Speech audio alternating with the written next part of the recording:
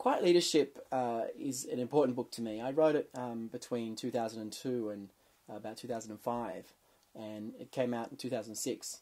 And it really captures 10 years of thinking that I did about a really simple question. And that question is, what's the most efficient way to help someone who is stuck? What's the most efficient way to help someone get from kind of impasse, where you're stuck trying to solve a problem, to insight, and then to action? And I developed these ideas over 10 years running workshops and thinking about this one question and observing hundreds and hundreds of interactions where people tried to help each other.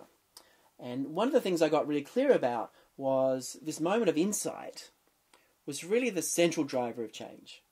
That talking to people was really all about helping another person have an insight. And if people don't have an insight, what you end up doing is sort of trying to cajole or nag or try to convince someone, but there's often very little real change.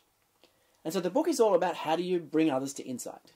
Okay, and the first part of the book is about the neuroscience of that. So why is insight important, and how does insight happen, and how does the brain work that makes insight so central. And that was the first time I kind of really dived into writing about the neuroscience, and that's how I got interested in going further in neuroscience from that project. And the rest of the book shows you how you have a conversation that gets people to insight quickly.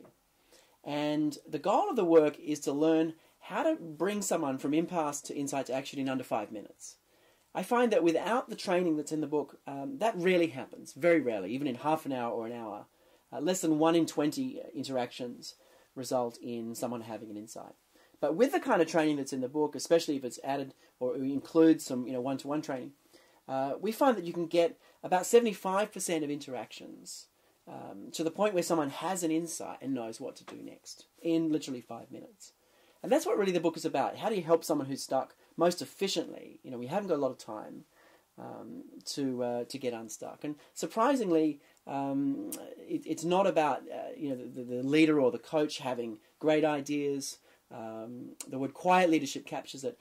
Surprisingly, it's about helping people think better instead of telling people what to do. And that's the subtitle, Help People Think Better, Don't Tell Them What to Do. And the book is really all about the science, techniques, and process for how you do that most effectively.